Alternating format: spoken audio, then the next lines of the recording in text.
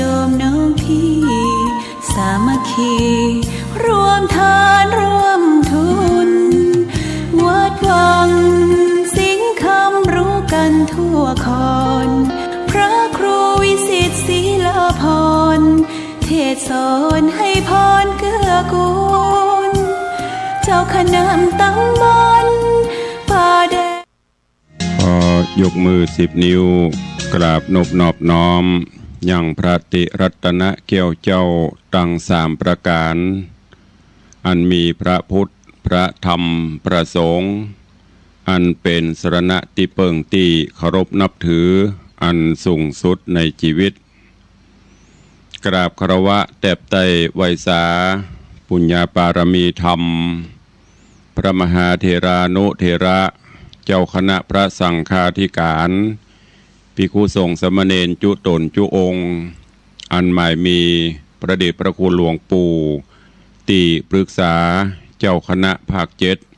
เจ้าอาวาสวัดศรีโสดาพระอารามหลวงตำบลสุเทพอำเภอเมืองจังหวัดเชียงใหม่พระเดชพระคุณหลวงป่อท่านเจ้าคุณเจ้าคณะจังหวัดเชียงใหม่เป็นต้นเป็นประธานตลอดจนครูบาสังฆเถระเจ้าภิกขุสงฆ์สามเณรจุตนจุองค์ด้วยความเคารพขอเจริญสุขเจริญปอนญาติโยมศรัทธาสาธุชนติ่นจองห้องวัดจุหนุ่มเท่าใจยิงขอน้อมต้อนรับทุกท่านเข้าสู่รายการมรดกธรรมกำเมืองต่างสถานีวิทยุพระพุทธศาสนาแห่งชาติและสังคมคลื่นเพื่อการศึกษาพระพุทธศาสนาและวัฒนธรรมส่งสัญญาณกระจายเสียงจากวัดฝ่ายหินตำบลสุเทพอำเภอเมืองเชียงใหม่จังหวัดเชียงใหม่ในระบบคลื่นความถี่ FM 104.50 เมกะเฮิรตซ์สถานีวิทยุพระพุทธศาสนาวัดหนองไก่ตำบลสันปะยางอำเภอแม่แตงจังหวัดเชียงใหม่ส่งสัญญาณกระจายเสียงในระบบคลื่นความถี่ FM 99.75 และ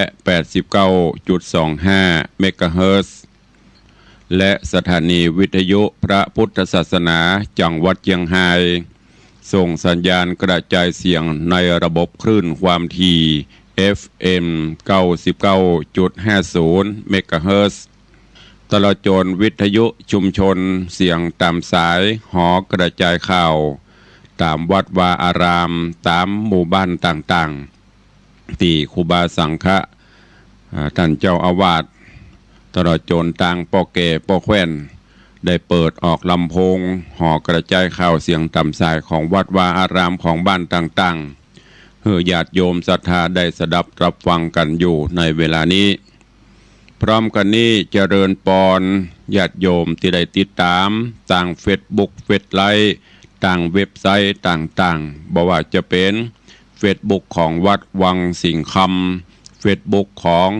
104ธรรมะคลายเครียดเฟซบุ๊กวัดไฟหินเฟซบุ๊กของตันตุเจ้าบ้านนอกทิตะสิโปตลอดจนหลายๆเฟซบุ๊กที่เป็นญาติธรรมในรายการได้ฟังแล้วก็ได้กดแชร์กดไลค์ส่งต่อๆกันไป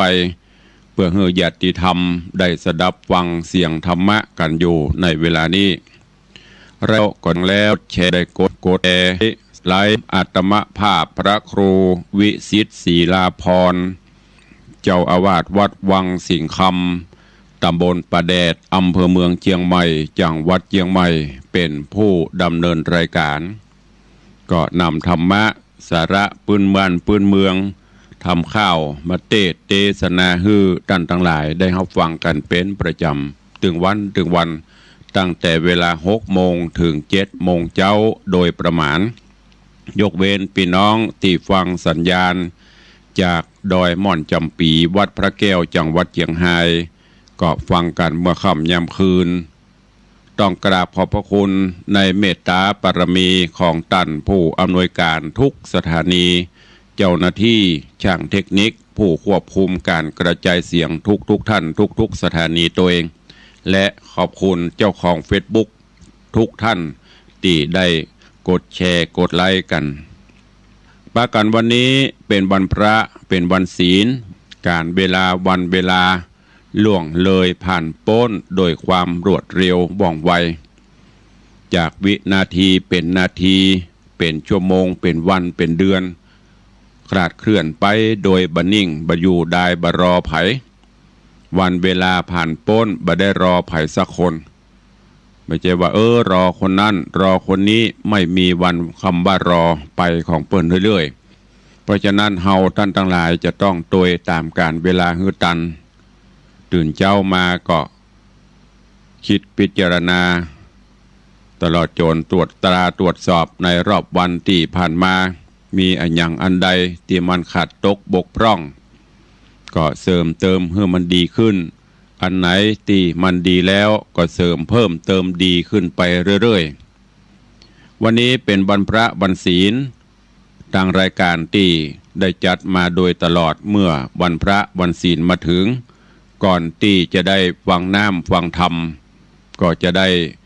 เชิญชวนสาธุชนญาติโยมทั้งหลายเข้าเฝ้าองค์พระผู้มีพระภาคเจ้าโดยการไหว้พระสมาทานศีลและฟังพระธรรมเทศนาเป็นลำดับไป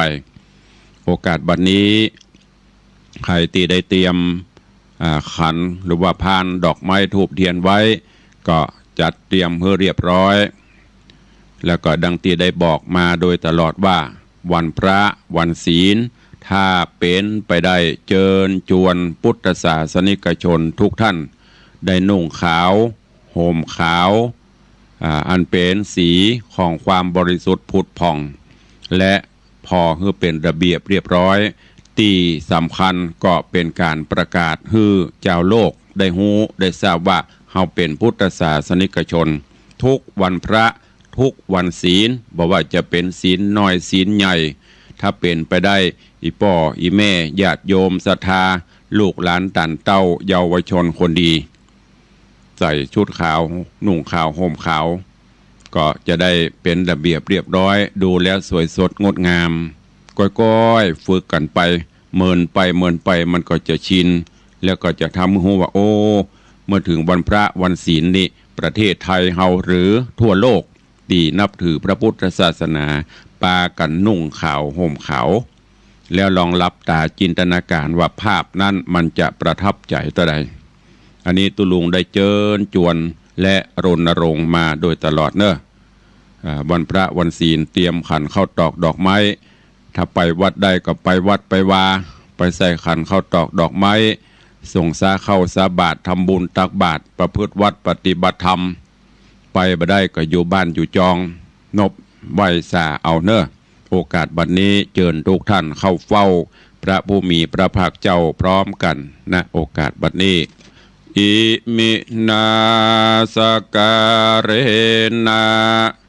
พุทธังอภิปูชยามะอิมินาสการเรนะธัมมังอภิปูชยามะอิมินาสการเรนะสังฆังอภิปูชยามะอะระหังสัมมาสัมพุทโธภควาพุทธังภควันตังอภิวาเทมิสวาคาโตภควตาธัมโมธัมมังนะมัสสามิสุปฏิปันโนภควโตสาวกสังโฆสังฆังนะมามิหันธรรมยังพุทธัสสะภควโตบุพพาคณมกาลังกะโรมะเสนะโมตัสสะภะคะวะโตอะระหะโตสัมมาสัมพุทธัสสะนะโมตัสสะภะคะวะโตอะระหะโตสัมมาสัมพุทธัสสะ นะโมตัสสะภะคะวะโตอะระหะโตสัมมาสัมพุทธัสสะอิติปิโสภะคะวะอะระหังสัมมาสัมพุทโธวิชชาจรณะสัมปันโนสุขโตโลกวิทูอนุตตโรปุริสะธรรมัสสารถิสัทธาเทวะมนุษย์สานังพุทโธภควาติสวากขาโตภควตาธัมโมสันทิฏฐิโกอากาลิโกเอหิปัสสิโกโอปนะยิโกปัจจตังเวทิตปโปวินยูหิติสุปฏิปันโนภควโตสาวกสังโฆอุชุปฏิปันโนภควโตสาวกสังโฆยายะปฏิปันโนภควโตสาวกสังโฆสามีจิปฏิปันโนภควโตสาวกสังโฆยะทิทางจัตตาริปุริสา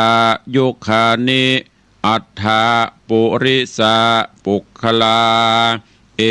สะภควโตสาวกสังโฆอาหุนยโยปาหุนยโยทักขินยโยอัญชลีกาลนิโยอนุตตรังปุญญเขตังโลกัสสาติได้ไหวพระนบธรรมจุ่มอกเย็นใจแล้วตอนนี้ไปตั้งอกตั้งใจสมาทานหับศีลเนอมะยังพันเตติสาลาเนนะสังหาปัญจสีนิยาจามา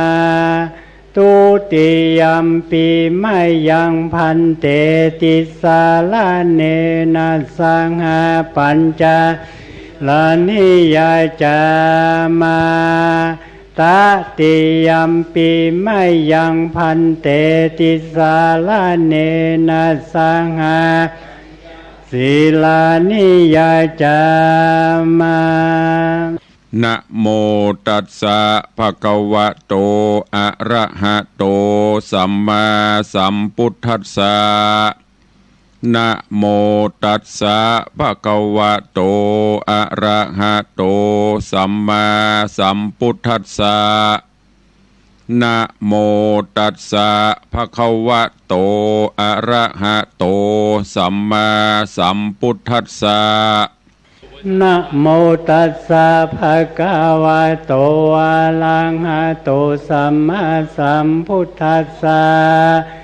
นะโมตัสสะภะคะวะโตอะระหะโตสัมมาสัมพุทธัสสะนะโมตัสสะภะคะวะโตอะระหะโตสัมมาสัมพุทธัสสะพุทธังสรณังคัจฉามิพุทธังสรณังคัจฉามิธัมมังสรณังคัจฉามิธัมมังสรณังคัจฉามิสังฆังสรณังคัจฉามิสังฆังสรณังคัจฉามิตุติยัมปิพุทธังสรณังคัจฉามิตุติยัมปิพุทธังสรณังคัจฉามิตุติยัมปิธัมมังสรณังคัจฉามิตุติยัมปิธัมมังสรณังคัจฉามิตุติยัมปิสังฆังสรณังคัจฉามิตุติยัมปิสังฆังสรณังคัจฉามิตติยัมปิพุทธังสรณังคัจฉามิต ตติยัมปิพุทธังสารนังคัจฉามิตติยัมปิธัมมังสรณังคัจฉามิตติยัมปิธัมมังสารนังคัจฉามิตติยัมปิสังฆังสรณังคัจฉามิตติยัมปิสังฆังสารนังคัจฉามิปานาติปาตาเวรมณีสิกขาปตังสมาติญามิปานาติปาตาเวรมณีสิกขาปตังสมาธิยามิอทินนาตานาเวรมณีสิกขาปตังสมาติยามิอทินนาตานาเวรมณีสิกขาปตังสมาธิยามิกาเมสุมิจฉาจาราเวรมณีสิกขาปตังสมาติยามิกาเมสุมิจฉาจาราเวรมณีสิกขาปตังสมาธิยามิมุสาวาตาเวรมณีสิกขาปตังสมาติยามิมุสาวาตาเวรมณีสิกขาปตังสมาธิยามิสุราเมรยะมัชฌัปปมาทัฏฐานาเวรมณีสิกขาปตังสมาติยามิสุราเมรยะมัชฌัปปมาทัฏฐานาเวรมณีสิกขาปตังสมาธิยามิอิมานิปัญจสิกขาปตานิสีเลนะสุขติงยันติสีเลนะโภคสัมปตาสีเลนะนิพุติงยันติตัสมาสีลังวิโสทะเย